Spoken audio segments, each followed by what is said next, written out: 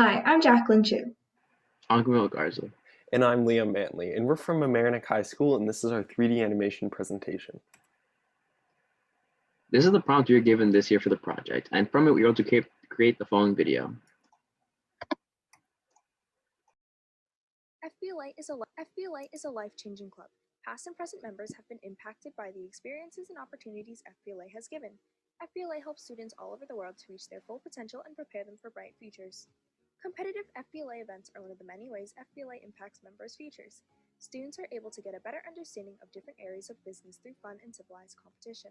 According to former FBLA member PJ Morange, his experience in FBLA has set up a strong foundation for his future in college and work. He says that although he's currently majoring in cybersecurity, having put a lot of work for these competitions, holding an officer position, and being part of various committees during his time in FBLA, he can fill out his resume very well. Recently, when applying for an internship, he was able to truthfully say that he had a strong foundation in collaborative skills, public speaking, and project management. Current member Jacqueline Chiu also believes FBLA has expanded her skills and has actually been able to utilize what she learned in her sales presentation competition.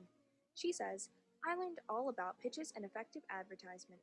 I carry these skills with me and utilize them in real-life situations in classes and school. I've been asked to give my sales presentation in multiple circumstances, including college interviews and large community events." These members show how outside FBLA, and even after they go off to college, the lessons and skills acquired through the club are helpful. FBLA workshops are also very influential. Current FBLA member Mark Euclid recalls a time where he attended a workshop about public speaking. He says, the guest speaker discussed confidence while speaking and how to present yourself. This helped him a lot with public speaking and was definitely advice he kept in mind when he campaigned for state office in the next year. Former member James Chiu also recalls his favorite workshop in FBLA to show how his life in college has been affected by his involvement in the club.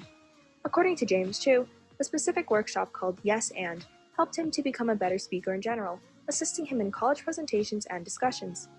He says, the skills you acquire in FBLA translate into the real world and help people grow in preparation for the future.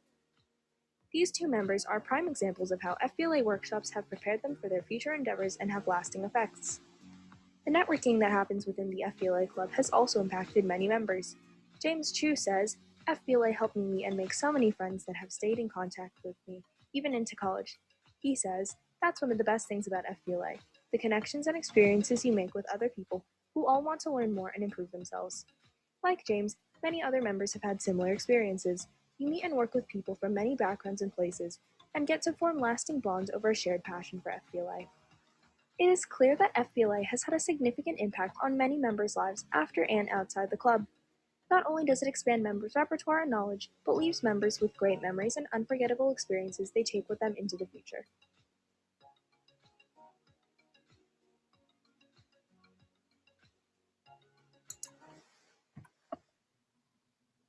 The first step of our developmental process was to decide how we were going to address the prompt and how we could turn that into an animation.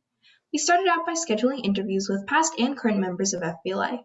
We focused on asking about three key aspects of the club: networking, workshops, and competitions. Once we finished interviewing, we began writing a script. In a shared Google document, our group began organizing the scenes. The specific lines in the script were able to help us with timing and distribution of work. A challenge we faced was animating from different computers, but splitting up the script and scenes allowed us to animate individual scenes and compile them together in the end. We decided on a semi-realistic type of animation for the project so the characters and settings seemed cohesive. Choosing an idea and setting for each scene was challenging.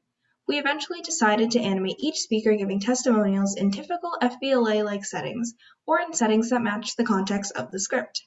We used a very simple hand-drawn storyboard with descriptions to show the scenes we planned on animating and how they would look. Once we figured out the general idea of each scene, we discussed camera angles, character movements, and lighting. For the actual production of the animation, we first had to figure out which animation application we were going to use.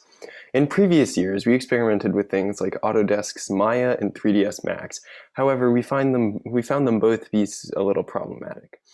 This year, we decided to change and use Blender, which gave us some hurdles at the beginning as we needed to relearn a lot of different things in Blender, but overall added to the quality of our animation.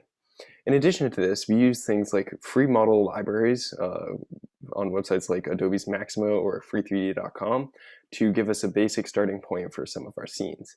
We also use Fusion 360 to help model some of our models and video editing software for post-processing. When it came to the creation of our scenes, one of the most important parts was the lighting.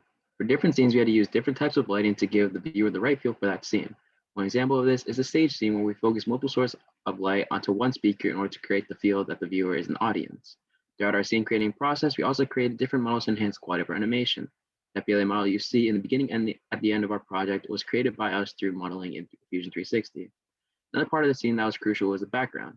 In order to create an atmosphere that would pull the viewer in, we had to strategically angle the camera and use objects to block out unwanted parts of our animation. In this picture on the right, you can see how we used blocking to make it seem like we had a whole park. Instead, we only had a small fraction of the park implemented, but from the video, the viewer isn't able to tell. Now that we had the scenes laid out and completed, we had to actually animate them for the video. We started by animating some of the models, like the people, by creating bones and armatures, which we were then able to move and animate how we wished. Once this was completed, we moved on to the camera motion to create a more interesting video for the viewer. In addition to this, we tried out things like tracking and walking animations, which provided some difficulty for various reasons. However, they overall added to the experience for the viewer. In order to make this project, we obviously couldn't make everything by ourselves. We used images from online to make our project look nicer and more realistic. However, while we were searching for models and images to use, we had to keep copyright in mind. In order to avoid these issues, we used various websites which provide us with textures and images that you see in our project. Thank you for listening.